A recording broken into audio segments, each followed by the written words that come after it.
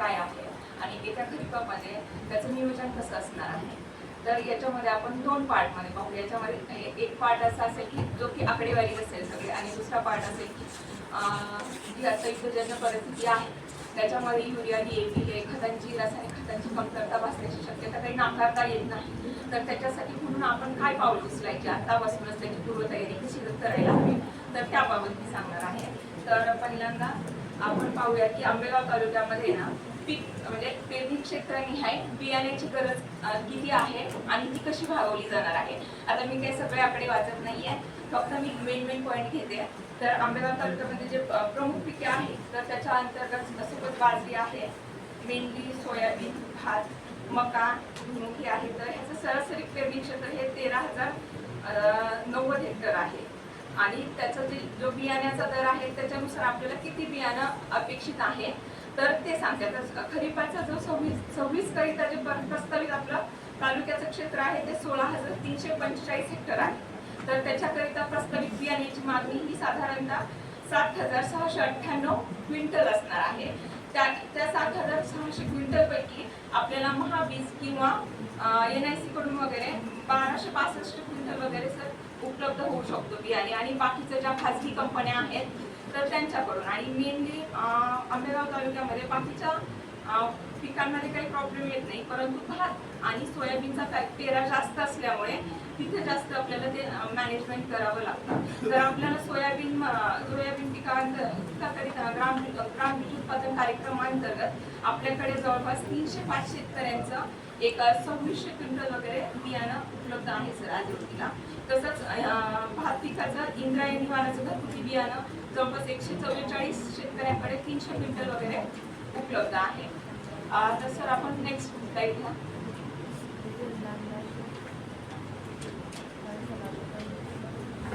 आता गेल्या खरीपमध्ये रासायनिक खतांची मागणी काय होती, त्याच्यानंतर त्याचं आवंटन काय झालं किंवा अलोकेशन किती झालेलं आहे आणि त्याच्या अगेन्स्ट सप्लाय किती झालेला आहे.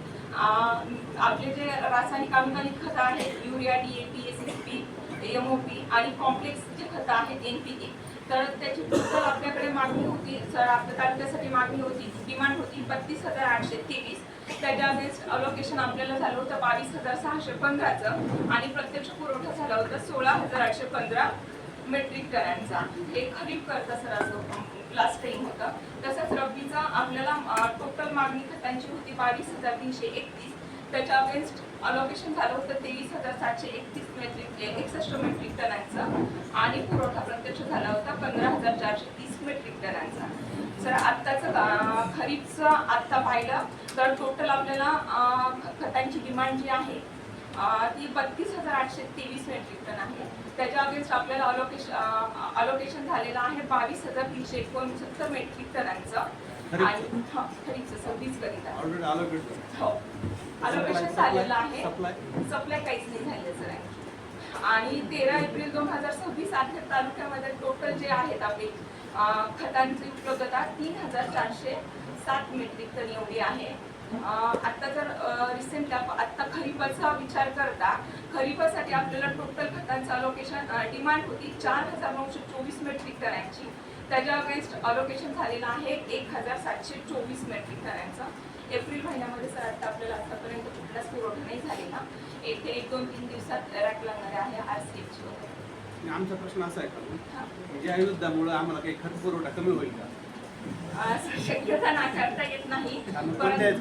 कमतरता सर युरिया आणि DAPची कमतरता भासेल तर आपण त्याची काय केली पाहिजे, दखल घेतली पाहिजे सर. आता 12 एप्रिल त्याला पर्याय एक तर कोणती खतं वापरली पाहिजे का किंवा काही बचत केली पाहिजे का? हातामध्ये आपण नॅनो DAP, अमोनियम सल्फेट वापरू शकतो किंवा सेंद्रिय खते जे आहेत ते वापरू शकतो म्हणजे सबस्टिट्यूट त्याला.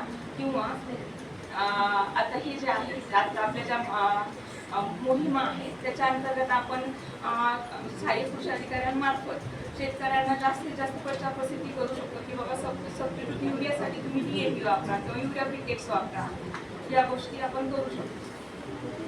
नंतर त्याच्यामध्ये अजून आपण आता तुम्ही मग सांगितलं की रासायनिक बचत करू शकतो. त्याच्यामध्ये आपण drip through micro drip water soluble वगैरे ते देऊ शकतो, जेणेकरून आपल्या खतांचा जो वेस्टेज जे जातं असं आपण फेकून खते ते करतो तर त्याला ते तर ते कमी होईल साधारणतः 20-25%.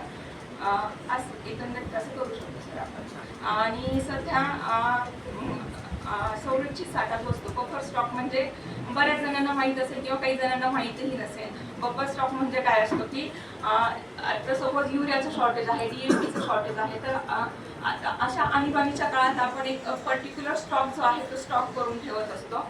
तर त्याचं म्हणजे सगळं नियोजन जे आहे कलेक्टर साहेबांमार्फत किंवा BSO सरांमार्फत होत असतं.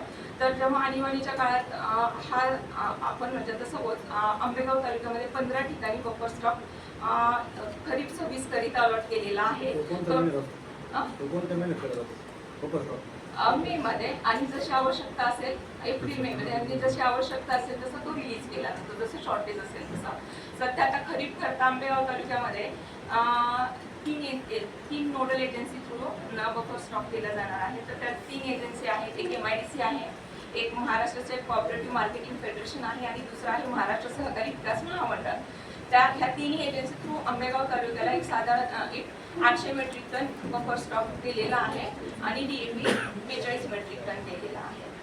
आणि सर आता युद्धजन्य परिस्थितीमध्ये DAPचं किंवा युरियाचं शॉर्टेज आपण नाकारू शकत नाही.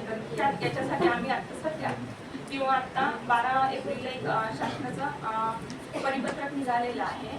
त्याच्यामध्ये असे परिपत्रकामध्ये जे कंपनी किंवा घाऊक विक्रेत्यांकडून रिटेलरला जो माल जायचा खतांचा, तर त्याचं काय व्हायचं की त्या मालासोबत एक रिटेलरला एक DDA कोड असतो, डीलर डिस्पॅच कोड म्हणून कोड दिला जातो, परंतु तो उशिरा दिला जायचा आतापर्यंत.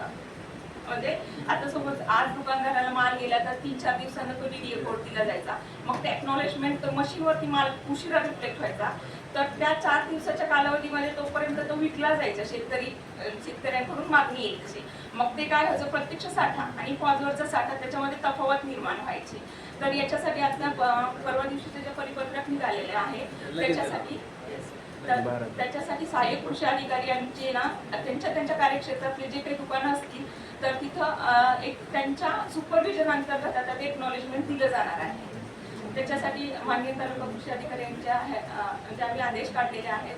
त्या दुकानदारांना फार महत्त्वाचा मुद्दा आहे. यावर्षी रेट मॅनेजमेंट हा विषय आपल्याकडे सहाय्यक कृषी अधिकारी त्याच्यामुळे त्याची एक काळजी घ्यायची. दुसरी गोष्ट, आता युद्धजन्य परिस्थिती आहे, DAP युरियाची कमतरता आहे, त्याची बचतीने वापरायचं, ह्या गोष्टी तुम्हाला खालच्या लेवलवर करायचं. लोकांचं काउन्सिलिंग करायचं की खत कमी आहे, व्यवस्थित वापरा. बरोबर, युद्धजन्य परिस्थिती आहे, डिझेल पेट्रोल पण वाढणार आहे, प्लॅस्टिक प्रॉडक्ट पण वाढणार आहेत आणि खतं पण वाढणार आहे. ते त्यांना सांगायचं. आता कदाचित हे युद्ध आपल्या राजकीय परिस्थितीमुळे रेट वाढले नसते. त्या परिस्थितीवर आपण खाली काउन्सिलिंग करायचं आहे बरं का. आपल्याला उद्रेक करून द्यायचं नाही. आपलं काम काय आहे, पगार घेऊन काउन्सिलिंग करणं, शांत बसवणं, लोकांचा उद्रेक होऊ न देतं. त्याच्यासाठी आपण गव्हर्नमेंटची एम्प्लॉय असतात. Thank you madam.